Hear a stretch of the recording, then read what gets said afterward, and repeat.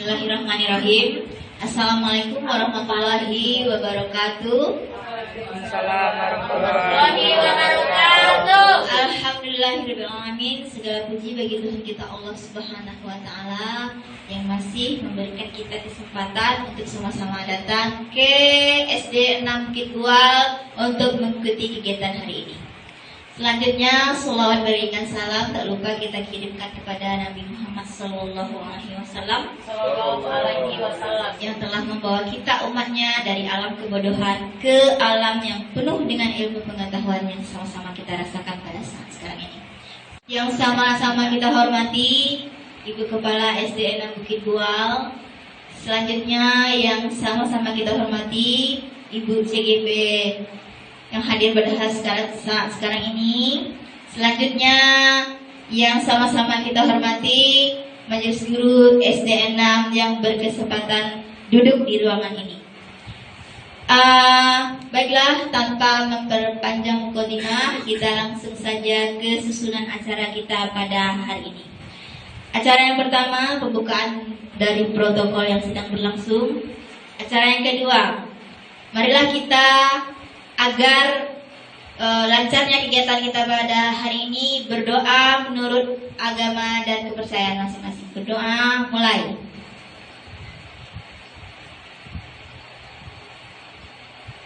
Selesai. Acara yang selanjutnya menyanyikan lagu Indonesia Raya. Hadirin dimohon berdiri.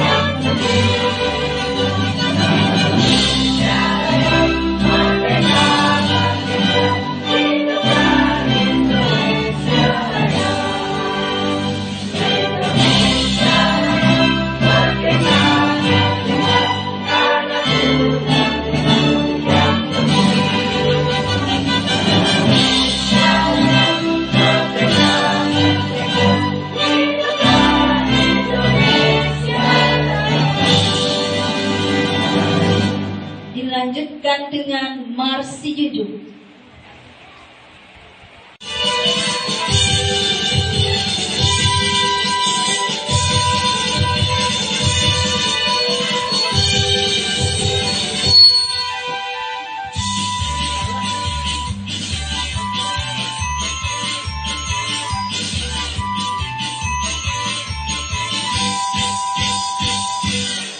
Kami siap, kami ikhlas membangun si junjung, bekerja tak kenal lelah, belajar pantang menyerah demi terwujudnya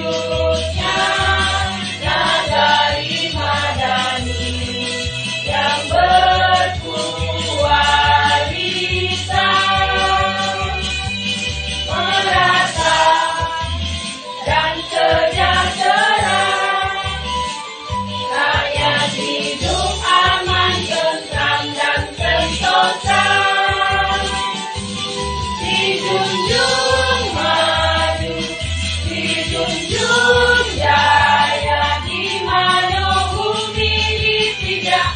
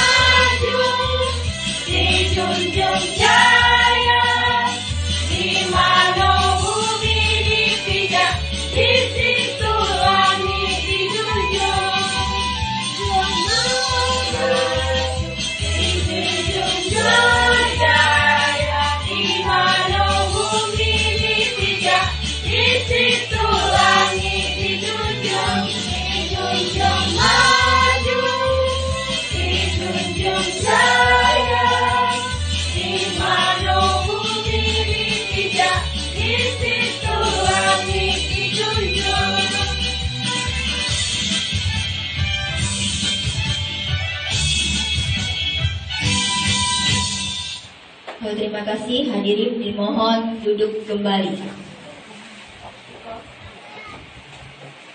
Acara selanjutnya, sambutan dari Kepala SD 6 Bukit 2, yang dalam hal ini diwakili oleh Ibu Wakil Kepala SD 6 Bukit 2, Ibu Desmayati. Kepada Ibu, disilakan.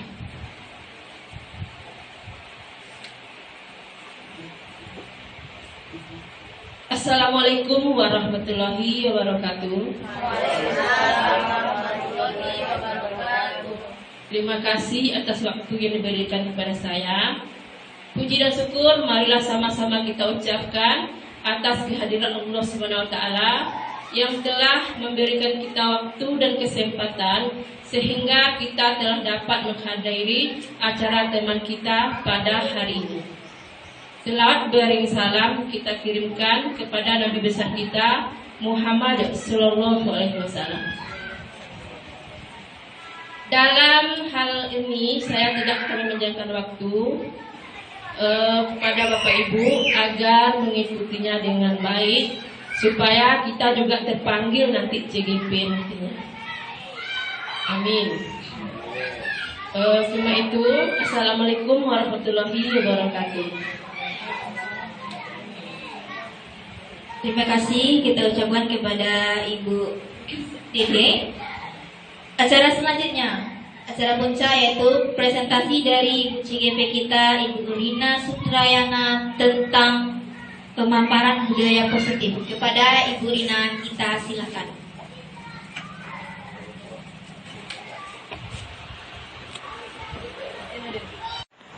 Bismillahirrahmanirrahim. Assalamualaikum warahmatullahi wabarakatuh.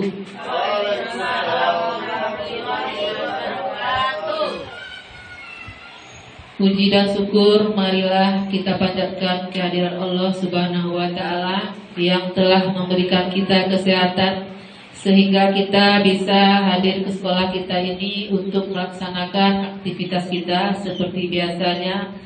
Dan selawat serta salam tak lupa kita panjatkan kepada Nabi besar kita Muhammad Sallallahu Alaihi Wasallam yang telah membawa umatnya dari alam kebodohan ke alam yang berilmu pengetahuan seperti yang kita rasakan pada saat sekarang ini. Baik, terima kasih saya ucapkan kepada Bapak Ibu semua yang telah mau meluangkan waktunya untuk bisa mendengarkan pemaparan yaitu aksi nyata budaya positif yang akan saya presentasikan pada hari ini. Padahal saya tahu mungkin kesibukan dan kegiatan ibu pada hari ini sangatlah banyak. Mungkin karena sekarang anak sedang ujian, memeriksa nilai anak, nilai lapor, tapi ibu bapak masih berpartisipasi dan masih mau untuk meluangkan waktunya untuk mendengarkan pemaparan dari saya. Baiklah Bapak Ibu, sekarang kita lanjut saja ke intinya yaitu pemaparan budaya positif yang di sini, Bapak Ibu, di sini aksi nyata budaya positif. Yang pertama yaitu senyum selama 30 detik. Ayo senyum dulu Bapak Ibu. Mana senyumnya? Iya, terima kasih. Susah senyumnya ya Bapak Ibu. Saya ulang lagi, senyum dulu Bapak Ibu. Oh iya, terima kasih, bagus.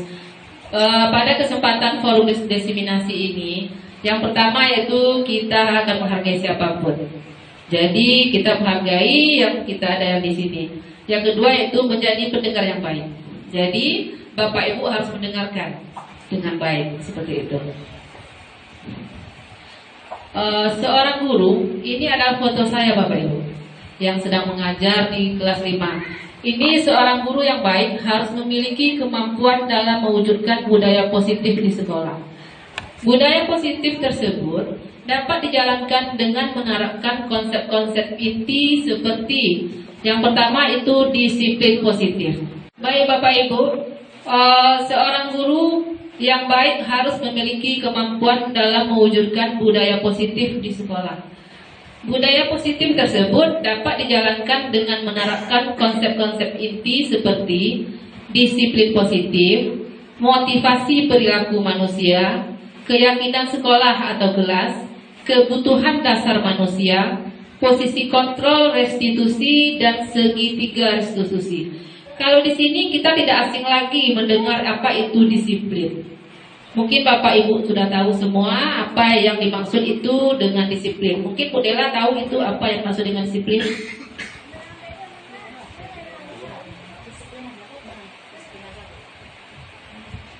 Baiklah, saya akan menjelaskan apa itu disiplin.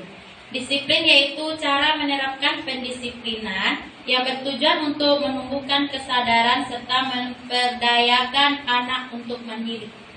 Terima kasih.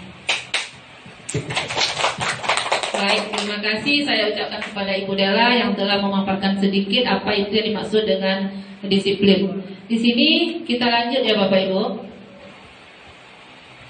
Di sini disiplin positif itu disiplin positif merupakan suatu cara penerapan disiplin yang mengajarkan anak bertanggung jawab dan menumbuhkan kesadaran diri berdasarkan nilai-nilai kebajikan.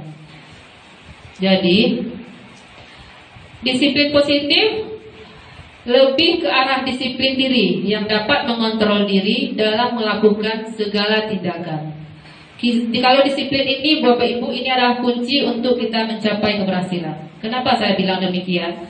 Karena kita kalau disiplin pasti kita akan sukses nantinya. Kenapa seperti itu? Contohnya saja, peserta didik kita kalau tidak disiplin, datang mungkin ke sekolah tidak tepat waktu, atau datang jam 7.30, datang jam 9. Tentunya dia tidak akan bisa mengikuti pembelajarannya dengan baik. Tapi kalau mereka disiplin, datang tepat waktu, mungkin dia akan bisa mengikuti pembelajaran dengan baik, seperti itu.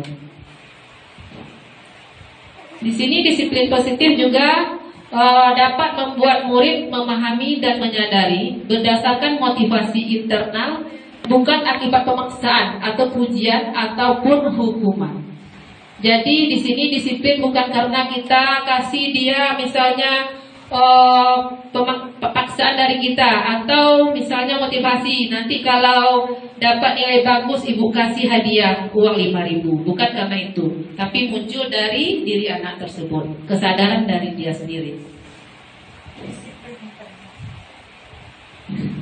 Dan lanjut, di sini ada 6 karakter di dalam profil pelajar Pancasila.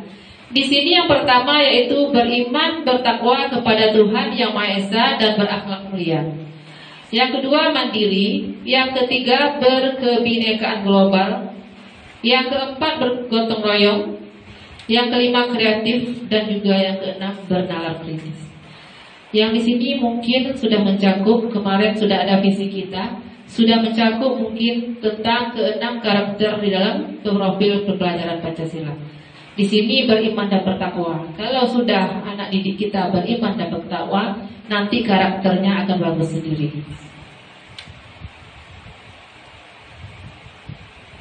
Di sini ada 3 motivasi perilaku manusia. Yang pertama itu untuk menghindari ketidaknyamanan atau hukuman.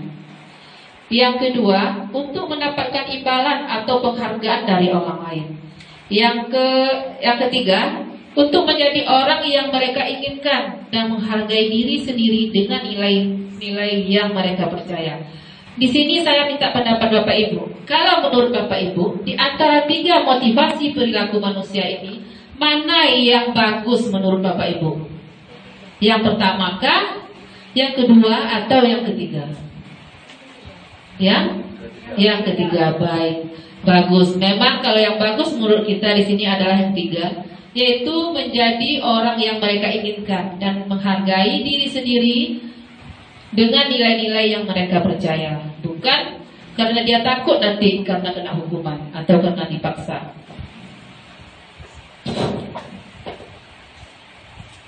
Lanjut, keyakinan sekolah atau kelas.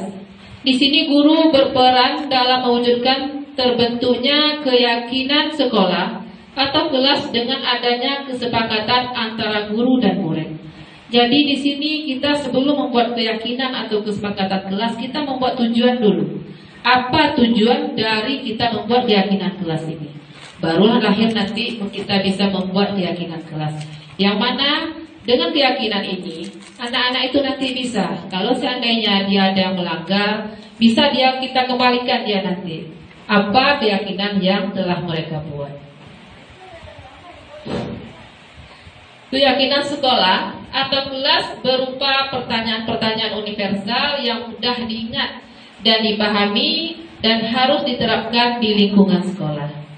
Jadi sekarang saya mau bertanya sama Bapak Ibu, mungkin Bapak Ibu selama ini ada nggak membuat keyakinan kelas di sekolah di lokalnya bersama peserta didiknya? Bu Asri? Sudah, bagus, baik. Bu Asri memang bagus ya. Keyakinan sekolah atau kelas, di sini harapan kita yaitu kita bersikap baik dan jujur, lalu saling mendengarkan dan saling menghargai. Siap itu mengucapkan tolong dan terima kasih. Jadi kita tidak memaksa teman, minta tolong dulu, baru nanti setelah ditolong kita ucapkan terima kasih. Belajar dan bermain dengan aman, jadi tidak berkelahi anak-anak didik kita. Lalu gigih dan melakukan hal yang baik. Di sini keyakinan kelas, setiap anggota kelas perlu belajar, senang mengerjakan tugas, saling menghargai dan merasa senang. Selalu bersikap positif, senantiasa menjadi diri terbaik, percaya dan menghormati orang lain serta barang miliknya. Berkomitmen terhadap tugas, senantiasa membantu peserta didik kita. Kami meyakini bahwa sangat penting untuk menghormati semua orang dan barang milik orang lain. Kami meyakini bahwa sangat penting untuk mengerjakan segala pekerjaan atau mengikuti kegiatan yang telah ditugaskan. Jadi kalau keyakinan kelas ini sudah berjalan dengan baik, mungkin di saat belajar mungkin itu akan terlaksana pun dengan baik juga. Seperti itu. Nah, mungkin Bapak Ibu jenuh mungkin ya mendengarkan pemaparan dari saya. Kita sedikit ice breaking dulu, biar pikirannya agak enjoy seperti itu. Jadi supaya tidak ngantuk ya Bu Asri. Jadi sekarang ice breakingnya kita bertepuk Ibu. Jadi bertepuk apa yang saya perintahkan nanti akan Ibu laksanakan. Yang pertama itu tepuk 1 seperti ini. Kalau tepuk 2 juga seperti ini, tapi nanti senggol temannya sedikit. Hey, seperti itu. Kalau tepuk 3 nanti seperti itu juga, tapi bilang ha, biar napasnya nanti bisa terbaur sama teman. Karena napas kita kan harum semua Bapak Ibu. Ya, kita mulai ya Bapak Ibu. Ya Bu Asri. Dan breakingnya Pak Amin. Dan tepuk 1, tepuk 2, tepuk 3, ha, tepuk 3, 2, 1, ha. Hey. Tepuk 2, 3, 1. Hey. Ha.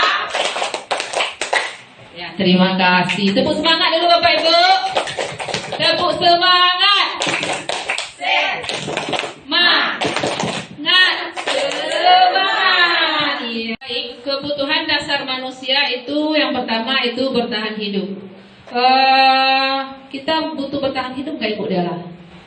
Oh iya, bagus. Yang kedua kasih sayang dan rasa terima kasih. Bu Dela, apakah cukup kasih sayangnya? Oh bagus. Penguasaan, kebebasan dan juga kesenangan. Mungkin semua ini sangat kita butuhkan. Kebutuhan dasar manusia kelima ini sangat-sangatlah kita butuhkan sama sekali. Ya Bu Dela. Dan di sini ketika murid melakukan sesuatu perbuatan yang bertentangan dengan kebajikan atau pelanggaran peraturan dikarenakan mereka gagal memenuhi kebutuhan nilai-nilai dasar mereka. Kebutuhan dasar manusia di sini bertahan hidup sudah kita bahas tadi ya Bapak Ibu. Di sini ada studi kasus. Sekarang Ibu lihat kasus yang terjadi sama Ibu Ratna. Ibu Ratna sebagai guru wali kelas 3. Ini kelas 3 siapa di sini ya? Ibu Dela. Sedang bingung menghadapi ulah salah satu murid di kelasnya. Rizky beberapa temannya mengeluhkan hal ini. Mereka dipaksa memberikan apa yang Rizky minta. Jika tidak, maka Rizky akan mengancam dengan akan memukul temannya tersebut. Jika Anda sebagai guru laknat, apa yang akan Anda lakukan? Kenapa Rizky melakukan hal itu? Jadi mungkin ada teman Rizky ini mempunyai kue mungkin atau makanan, sementara Rizky uang jajannya nggak ada mungkin untuk belanja, Bu Dela. Jadi nanti kalau kita lihat anak seperti ini yang bertengkar mungkin karena berebut makanan, apa hal yang bagus kita laksanakan sebagai seorang guru? Di sini ada alasan Rizky karena ia lapar dan orang tuanya tidak memberinya bekal dan juga uang jajan. Jadi hal yang sedang berusaha dilakukan dengan Rizky adalah memenuhi kebutuhan hidup. Dia lapar, sementara dia tidak ada uang. Jadi mungkin punya alasan anak tersebut untuk mengambil makanan temannya. Jangan nanti kita langsung misalnya anak itu nanti bertengkar tanpa kita tanya dulu pada anak apa alasannya, apa penyebab dia bertengkar sama temannya tersebut. Jadi di sini tuh kita tanyakan dulu kenapa, apa alasannya, seperti itu. Alasan yang kedua, karena dia merasa senang temannya jadi memperhatikan dia ketika temannya melapor tindakannya itu kepada gurunya. Berarti ini dia butuh perhatian mungkin ini. Gurunya memberitahu orang tuanya, sehingga orang tuanya jadi memperhatikan dia. Maka kebutuhan dasar yang sedang dipenuhi Tommy adalah kebutuhan akan kasih sayang dan rasa diterima. Seperti itu. Alasan ketiga, karena temannya jadi takut dengan dia dan menuruti keinginannya. Maka sebetulnya Rizky sedang berusaha memenuhi kebutuhan dasar akan kekuasaan. Jadi mungkin terpaksa temannya ini berarti memberi makanan kepada Rizky ini. Alasan yang keempat, karena dia merasa bosan dengan bekal makanan yang dibawa ibu dari rumah. Karena ibunya selalu memberikan bekal yang sama. Makanya mungkin dia pas hari itu tidak membawa bekal. Jadi sehingga dia merasa tertarik untuk mencoba bekal temannya yang beraneka ragam. Jadi untuk pelajaran yang kita di sini, yang anak kita membawa bekal dari rumah, tolong sambalnya divariasikan. Jangan hari ini telur, besoknya lagi telur lagi. Jadi kalau hari ini telur, besok jengkol, besok pula bisa juga ayam atau bervariasi ya Bapak Ibu. Jadi di sini Rizky berusaha memenuhi kebutuhannya yaitu kebebasan. Seperti itu. Alasan yang kelima, karena ia melakukannya karena iseng dan ia menikmati ekspresi wajah teman-temannya yang kesal karena diambil makanannya dan menurut dia lucu, maka Rizky berusaha memenuhi kebutuhannya yaitu kesenangan. Di sini ada posisi kontrol. Posisi kontrol itu ada 5. Yaitu guru sebagai penghukum. Yang kedua, guru sebagai pembuat rasa bersalah. Yang lanjutnya, guru sebagai teman, guru sebagai pemantau, dan guru sebagai manajer. Jadi kalau Bapak Ibu di posisi kontrol ini, mana posisi kontrol yang Bapak Ibu ambil? Seandainya Ibu yang posisinya sebagai guru Rizky tadi, posisi kontrol mana yang Bapak Ibu ambil? Apakah sebagai teman? Iya, bagus, sebagai teman. Jadi kalau sebagai teman ini kita bisa memanggil anak tersebut, Rizky tersebut dulu. Kita menanyakan apa sebab dia melakukan hal tersebut.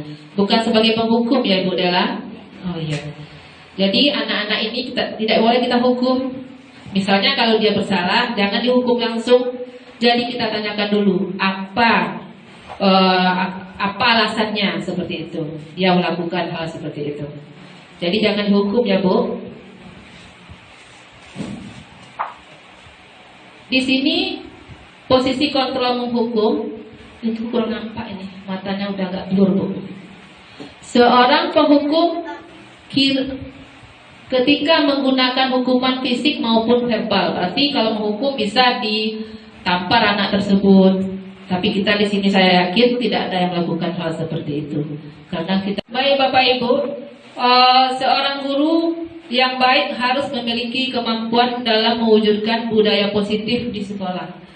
Budaya positif tersebut dapat dijalankan dengan menerapkan konsep-konsep inti seperti disiplin positif, motivasi perilaku manusia, keyakinan sekolah atau kelas, kebutuhan dasar manusia, posisi kontrol restitusi, dan segitiga restitusi. Kalau di sini kita tidak asing lagi mendengar apa itu disiplin. Mungkin Bapak Ibu sudah tahu semua apa yang dimaksud itu dengan disiplin. Mungkin Bu Dela tahu itu apa yang dimaksud dengan disiplin.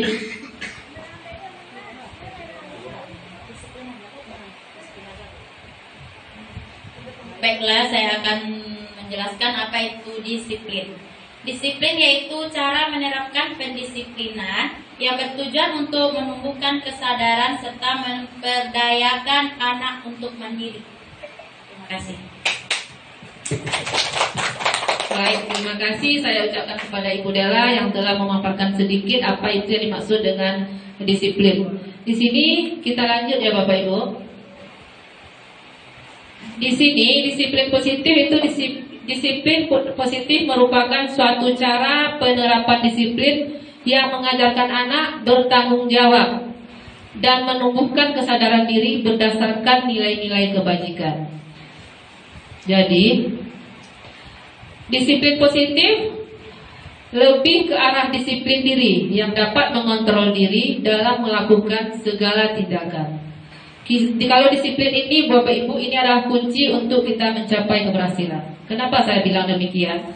Karena kita kalau disiplin pasti kita akan sukses nantinya. Kenapa seperti itu? Contohnya saja, peserta didik kita kalau tidak disiplin, datang mungkin ke sekolah tidak tepat waktu, atau datang jam 7.30, datang jam 9. Tentunya dia tidak akan bisa mengikuti pembelajarannya dengan baik.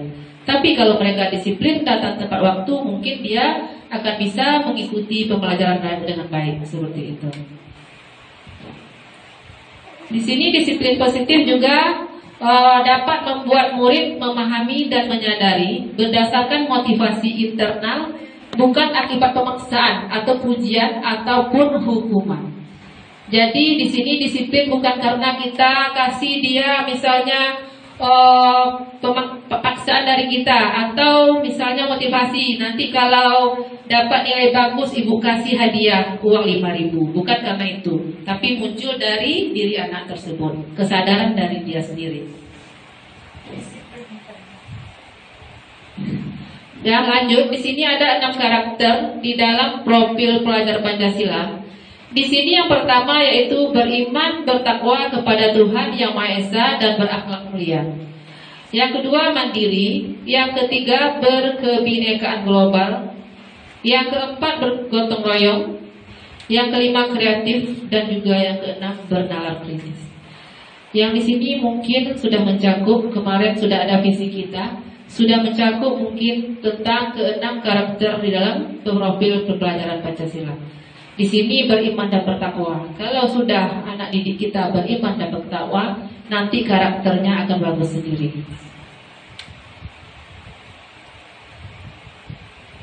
Di sini ada 3 motivasi perilaku manusia. Yang pertama itu untuk menghindari ketidaknyamanan atau hukuman. Yang kedua untuk mendapatkan imbalan atau penghargaan dari orang lain. Yang ketiga untuk menjadi orang yang mereka inginkan dan menghargai diri sendiri dengan nilai-nilai yang mereka percaya. Di sini saya minta pendapat Bapak Ibu. Kalau menurut Bapak Ibu, di antara 3 motivasi perilaku manusia ini, mana yang bagus menurut Bapak Ibu? Yang pertama kah? Yang kedua atau yang ketiga? Yang ketiga, baik, bagus. Memang kalau yang bagus menurut kita di sini adalah yang ketiga, yaitu menjadi orang yang mereka inginkan dan menghargai diri sendiri dengan nilai-nilai yang mereka percaya, bukan karena dia takut nanti karena kena hukuman atau karena dipaksa.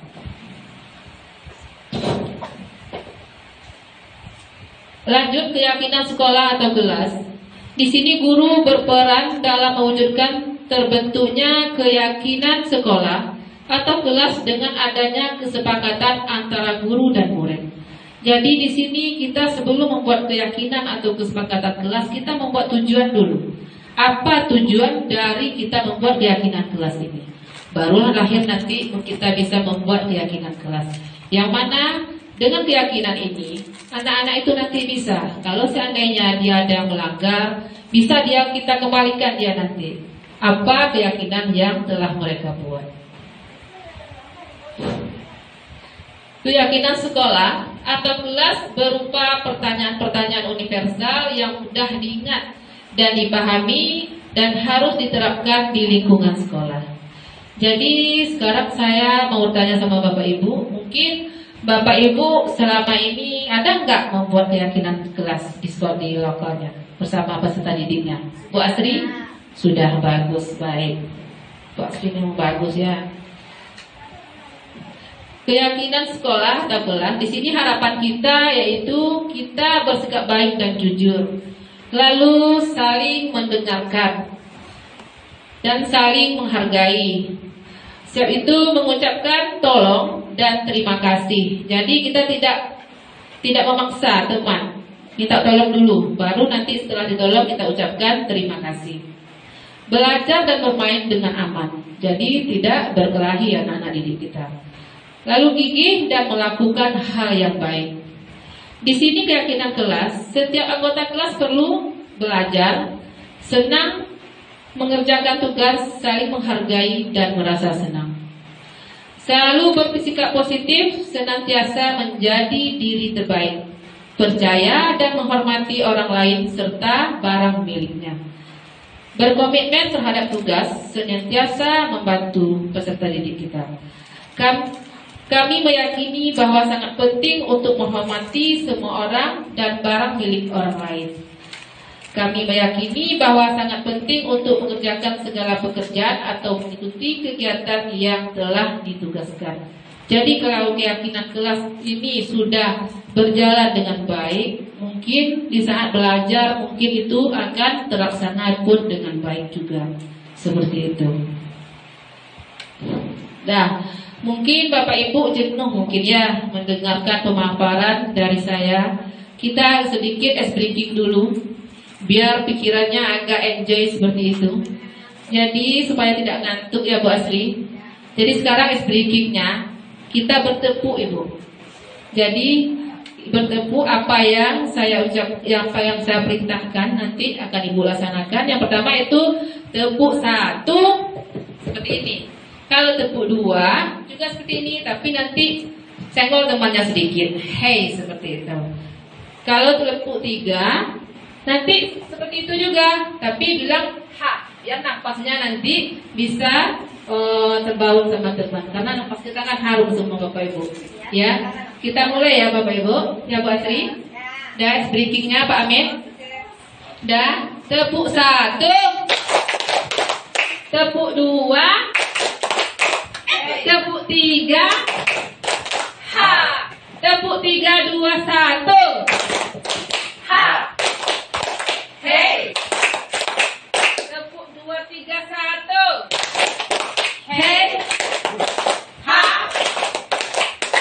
Ya, terima kasih. Tepuk semangat dulu Bapak Ibu. Tepuk semangat. Semangat. Iya, terima kasih. Kita lanjut ya Bapak Ibu dan Nenek Ledin. Jadi kalau tadi yaitu menghukum yaitu seorang penghukum bila menggunakan hukuman fisik. Kalau pembuat orang merasa bersalah, yaitu pada posisi ini biasanya guru akan bersuara lebih lembut. Seperti itu. Kalau sebagai teman, guru pada posisi ini tidak akan menyakiti murid, namun akan tetap berupaya mengontrol murid melalui persual atau dikasih nasihat anak kita tersebut. Jangan dimarahi. Dan di sini juga sebagai monitor atau pemantau, yaitu mengawasi peserta didik kita tersebut. Dan lanjut sebagai manajer. Tapi di antara kelima ini yang paling bagus sebagai manajer Bapak Ibu. Sebagai manajer ini adalah posisi terakhir. Manajer yaitu posisi mentor di mana guru berbuat sesuatu bersama dengan murid, mempersilahkan murid mempertanggungjawabkan perilakunya, mendukung murid agar dapat menemukan solusi atas permasalahan yang mereka buat. Jadi seperti itu. Kalau bisa kita melakukan, yaitu posisi kontrol ini kita ambil sebagai manajer, bukan sebagai penghukum. Di sini 5 posisi kontrol tadi, penghukum, guru berbuat. Situ kalau menghukum menghardik. Kalau guru berkata, kalau kamu tidak melakukannya, awas, nanti ibu rendahkan nilainya. Itu sama juga dengan menghukum mereka. Kalau di sini posisi kontrol restitusi, yaitu sebagai manajer, guru dapat berbuat sesuatu bersama murid, mempersilahkan murid bertanggung jawab dan mendukung murid agar dapat menemukan solusinya. Jadi di sini kita mempersilahkan murid untuk mempertanggungjawabkan apa yang telah mereka lakukan. Jadi nanti di sini baru dicari solusinya. Misalnya kalau mereka tidak membawa uang belanja ke sekolah, jadi kita tanya sama anak, kenapa tidak membawa? Mungkin orang tuanya pagi sudah pergi kerja, lupa ngasih uang. Jadi kita cari solusinya. Mungkin kita ada sedikit rezeki, bisa kita memberinya pada anak tersebut. Dan di sini posisi kontrol restitusi, selain posisi kontrol manajer, mengacu pada restitusi yang dapat menjadikan murid sebagai manajer bagi dirinya sendiri sehingga dapat tercipta identitas positif pada diri murid. Di sini Ibu ada segi 3 restitusi. Segi 3 restitusi ini, yang pertama yaitu menstabilkan fasilitasi tindakan yang salah, yaitu menstabilkan identitas. Segi 3 restitusi yang di bawahnya yang pertama dulu Bapak Ibu.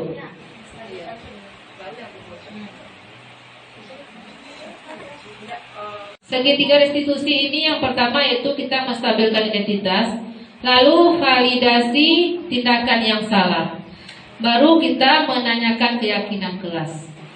Yang mana di sini menstabilkan identitas itu kita memanggil anak tersebut.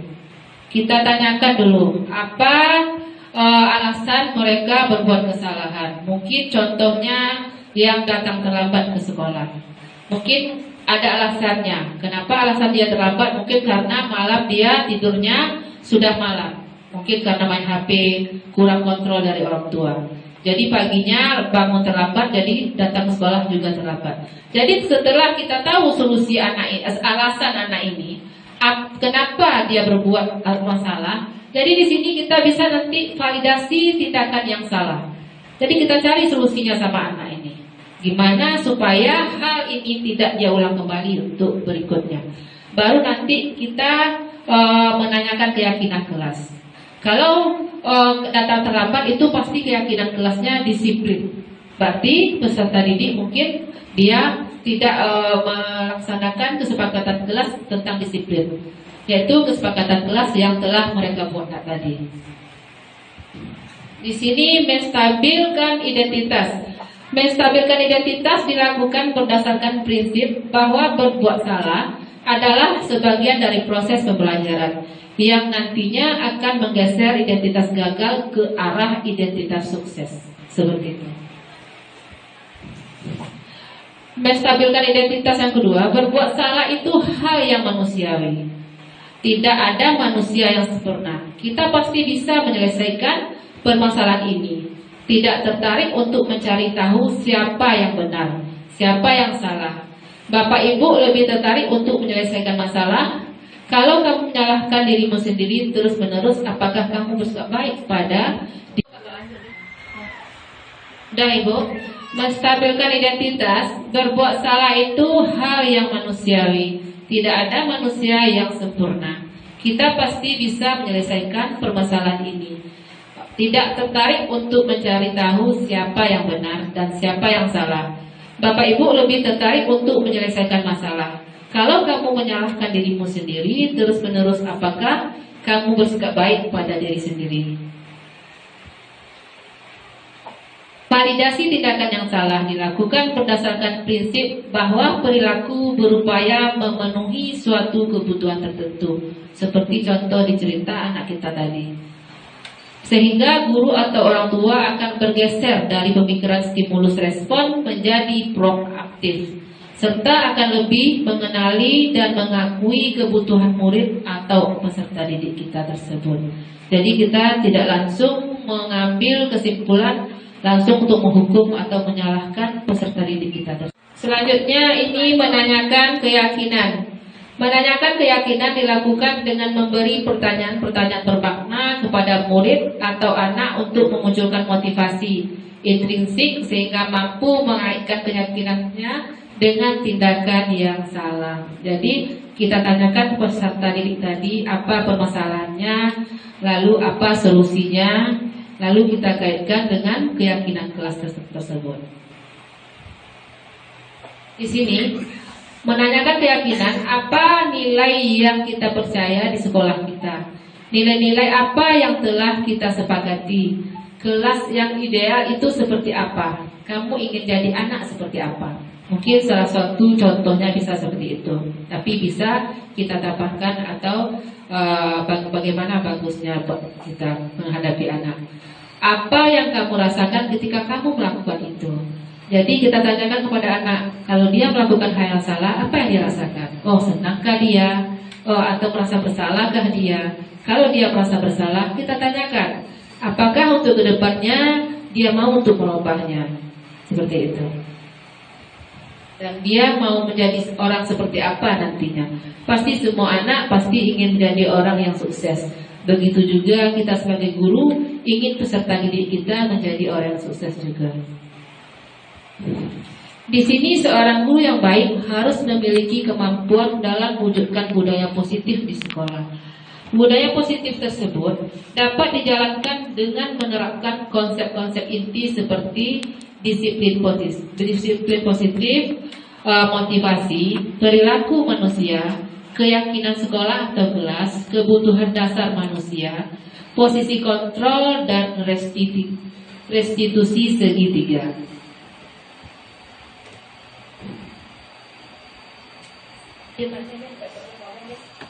Selanjutnya ini menanyakan keyakinan. Menanyakan keyakinan dilakukan dengan memberi pertanyaan-pertanyaan bermakna kepada murid atau anak untuk memunculkan motivasi intrinsik sehingga mampu mengaitkan keyakinannya dengan tindakan yang salah. Jadi kita tanyakan peserta didik tadi apa permasalahannya, lalu apa solusinya, lalu kita kaitkan dengan keyakinan kelas tersebut. Di sini menanyakan keyakinan apa nilai yang kita percaya di sekolah kita, nilai-nilai apa yang telah kita sepakati, kelas yang ideal itu seperti apa, kamu ingin jadi anak seperti apa. Mungkin salah satu contohnya bisa seperti itu, tapi bisa kita tambahkan atau bagaimana bagusnya kita menghadapi anak. Apa yang kamu rasakan ketika kamu melakukan itu? Jadi kita tanyakan kepada anak, kalau dia melakukan hal yang salah, apa yang dia rasakan? Oh, senangkah dia? Oh, atau merasa bersalahkah dia? Kalau dia merasa bersalah, kita tanyakan, apakah untuk kedepannya dia mau untuk merubahnya? Seperti itu. Dan dia mau menjadi orang seperti apa nantinya? Pasti semua anak pasti ingin menjadi orang yang sukses. Begitu juga kita sebagai guru ingin peserta didik kita menjadi orang yang sukses juga. Di sini seorang guru yang baik harus memiliki kemampuan dalam mewujudkan budaya positif di sekolah. Budaya positif tersebut dapat dijalankan dengan menerapkan konsep-konsep inti seperti disiplin positif, motivasi, perilaku manusia, keyakinan sekolah atau kelas, kebutuhan dasar manusia, posisi kontrol, dan restitusi segitiga.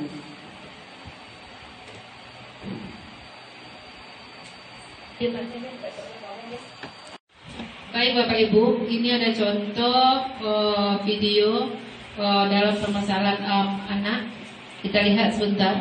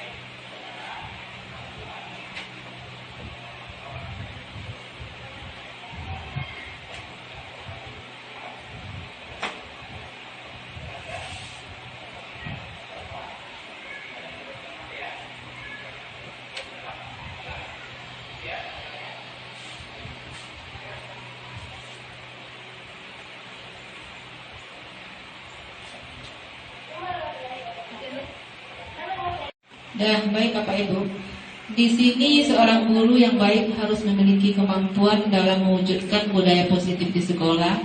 Budaya positif tersebut dapat dijalankan dengan menerapkan konsep-konsep. Yang pertama, disiplin positif motivasi. Disiplin positif, yaitu motivasi perilaku manusia, keyakinan sekolah atau kelas, kebutuhan dasar manusia, posisi kontrol, dan segitiga restitusi. Tadi kita sudah melihat video yang menyelesaikan permasalahan anak dengan memakai segitiga restitusi. Yang mana di dalam video tadi dapat kita lihat, yang pertama yaitu menstabilkan identitas. Yang kedua, gurunya memvalidasi tindakan yang salah, lalu baru lanjut kepada menanyakan keyakinan kelas. Seperti itu. Jadi mungkin di sini dapat kita ambil pembelajaran. Mungkin selama ini kita menghadapi masalah anak, kan mungkin langsung kita hukum tanpa kita menanyakan kepada anak terlebih dahulu apa alasan mereka untuk berbuat yang salah, apa alasan, pasti mereka punya alasan. Tapi selama ini mungkin kita tidak sampai berpikir sampai ke sepanjang itu, Bapak Ibu. Kadang anak-anak kita memakai sendal, kita suruh taruh di kantor, lalu anak-anak kita tidak pakai sendal, tidak pun pakai sepatu sampai jam pulang. Mungkin untuk kedepannya di sini dapat kita ambil pembelajaran. Kalau hal seperti itu mungkin untuk kedepannya tidak akan kita lakukan lagi. Karena apapun permasalahan yang dibuat anak pasti ada alasannya. Dan kitalah sebagai guru untuk mencari apa penyelesaiannya dalam permasalahan anak tersebut dengan cara memakai sistem segitiga restitusi. Baiklah Bapak Ibu, mungkin sampai di sini pemaparan dari saya. Saya di sini juga belajar. Saya bukan orang hebat. Saya sama seperti Bapak Ibu semua. Saya di sini belajar dan alhamdulillah dengan belajar di sini mudah-mudahan bisa diterapkan di sekolah kita ini dan untuk kemajuan peserta didik kita ke depannya. Dan saya ucapkan terima kasih banyak. Tapi sebelum saya tutup, saya minta dulu refleksi dari salah seorang Bapak Ibu yang mau bersedia untuk merefleksi dari kegiatan pemaparan yang saya paparkan. Kepada Ibu Eli saya persilakan.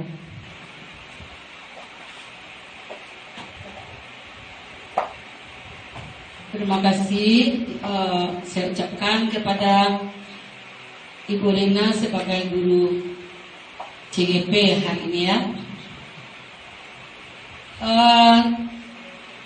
Assalamualaikum warahmatullahi wabarakatuh.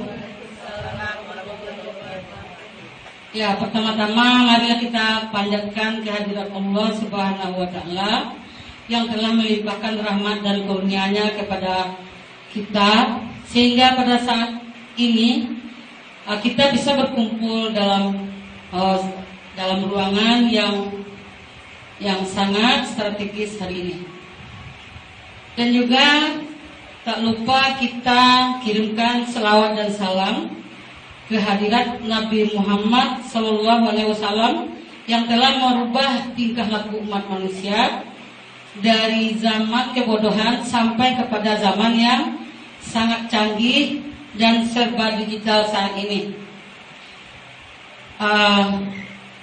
Yang terhormat kepada Ibu Kepala Sekolah SD Enam Bukit Boal dan juga kepada teman-teman kita semua sebagai guru senasib dan seperjuangan dengan saya.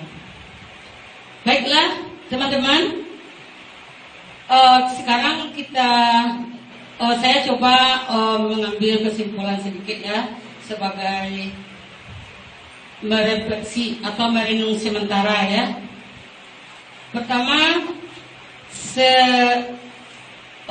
seiring pemaparan Ibu tadi, satu senyum selama 30 detik itu membuat kita menjadi surprise. Nah, coba Ibu senyum 30 menit dulu.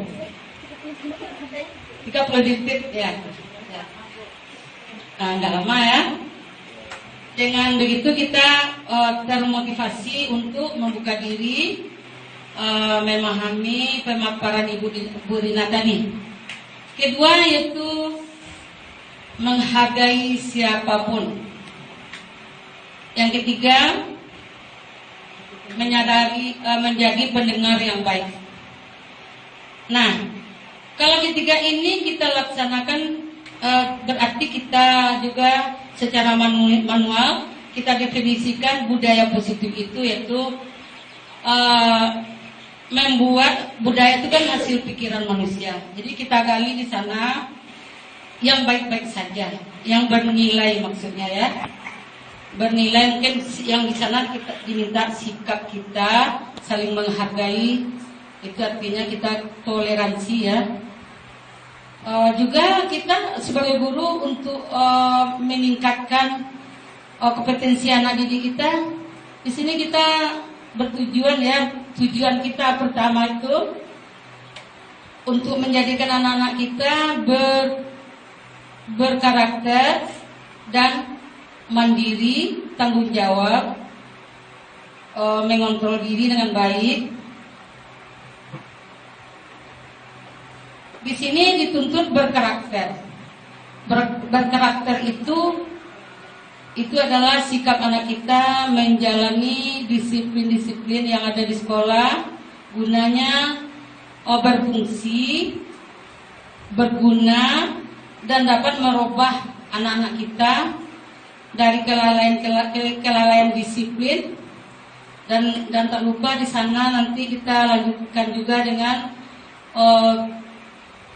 kesepakatan kelas. Tujuannya tak lain tak bukan, itu adalah mendisiplinkan diri supaya anak kita bagaimana dia mendisiplinkan dirinya terhadap kehadiran di sekolah.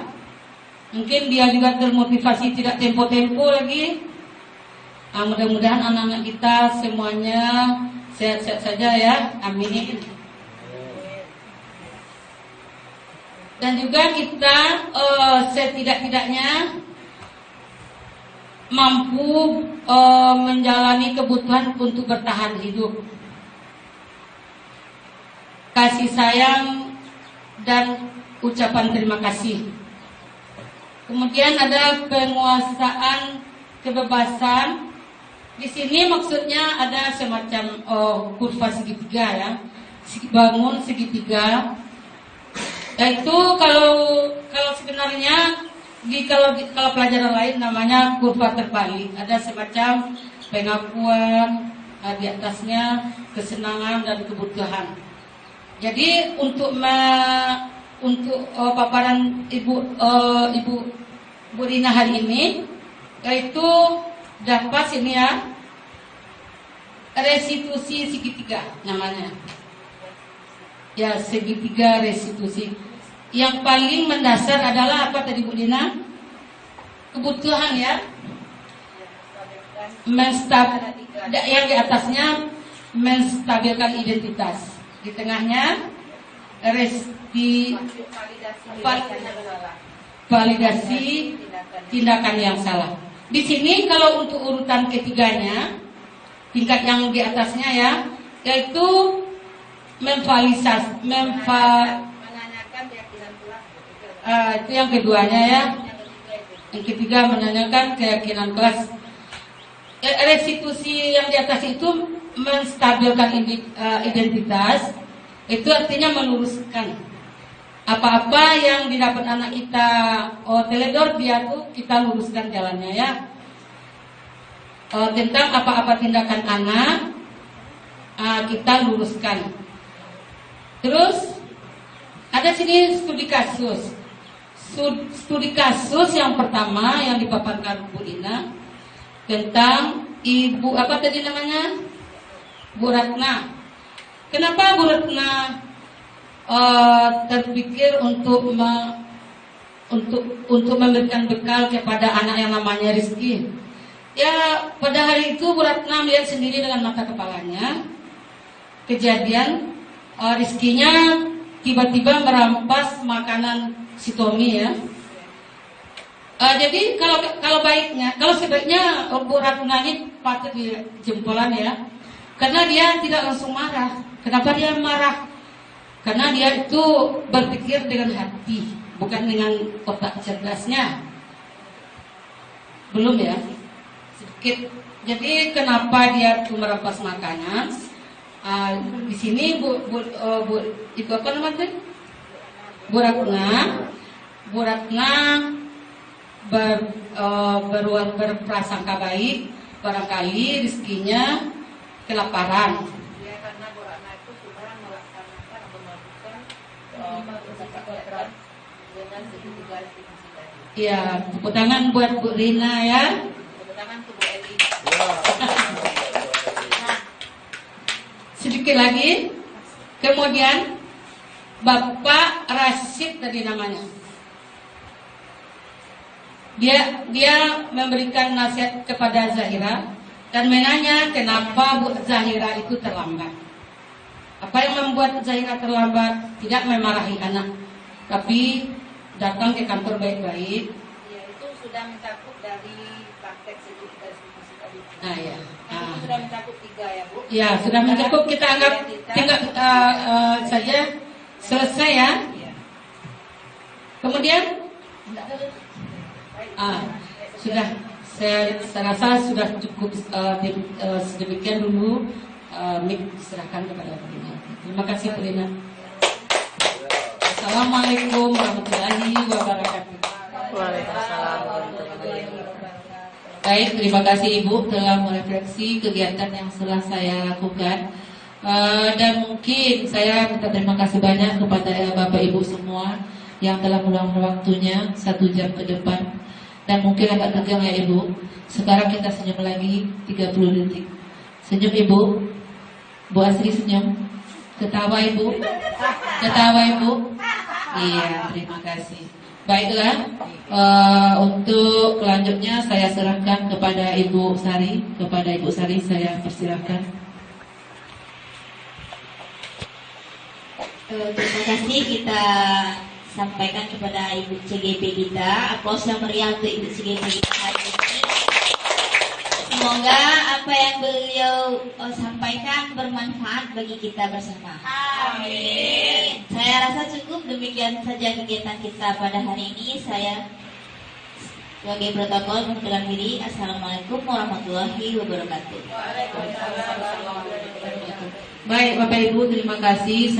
Saya sudahi dengan Assalamualaikum warahmatullahi wabarakatuh. Waalaikumsalam warahmatullahi Terima wabarakatuh. kasih.